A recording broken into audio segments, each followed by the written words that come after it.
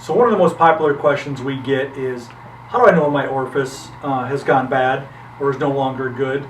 And I guess one of the more common phrases we hear in the industry is the shower head. When an orifice is good, you'll see what appears to be a nice tight stream. If you can imagine what that looks like. Whereas when the orifice goes bad, you'll get what appears to be a shower head or a much wider jet. So that's probably the most common thing to look for. Otherwise, it's easy to look for poor cut quality. You could have faster wear at the nozzle. The exit side of the nozzle, sometimes if the orifice has gone bad, you actually see more of a teardrop shape at the exit side versus a nice concentric circle. And then based on what size orifice you use, if that orifice is tightly sized to your horsepower or the direct drive size, you can get an overstroke in an intensifier. That's a really easy way. And with the direct drive, if for whatever reason your pressure drops very quickly, that's another sign that the size of the orifice at the end of the system has changed size, which is the result. As a result, you'll get the lower pressure rating. So another question that we get is, hey, is there a simple, easy way to inspect the orifice to tell if it's good or bad? Quite frankly, one of the better things we'll see at times is where people will take that small orifice, 10 thousandths of an inch to 14 thousandths of an inch, and try to hold that up into the light and see what that hole looks like. Quite frankly, with the naked eye, that's you can tell if the jewel's still there. It's just very, very difficult to tell if the jewel is blown or not. Quite frankly, when a jewel is blown, you can imagine a 360 degree circle, and what you're actually looking for is the radius that makes the hole. Quite frankly, it might be 10 degrees, 15 degrees of that radius is actually chipped away, and that's all it takes to make a jewel go bad.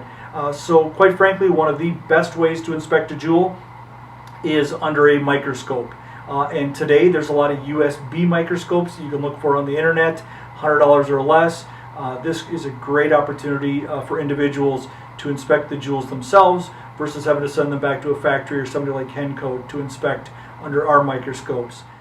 So another important step when looking at whether or not your orifice is good is to look at the cleanliness of the orifice. We're going to see a few pictures here in which no matter how clean of an environment or how clean of water you think you have, there's always going to be debris or sediment sitting on top of your jewel. So one of the ways to clean that is to simply get an ultrasonic cleaner. They're available on Amazon. They're easy to use, and what you can see here is very clean results. So that way when you inspect your orifice, you know whether or not you're looking at a good or a bad orifice. There's another test available to those that have intensifier pumps. It's called the low pressure test. If you can get all of the pressure to drain through the cutting head, i.e. turn on the pump in low pressure, hit the E-stop with the cutting head open, have somebody right there watching the stream as it gets really low in pressure. We probably think it's around 1,000 psi or so. That last bit of stream will come out in what they call laminar flow, which looks like a piece of monofilament fishing line. And if you're able to get that, 9 times out of 10 you know two things. One is that your orifice is good and that it's perfectly aligned to your nozzle.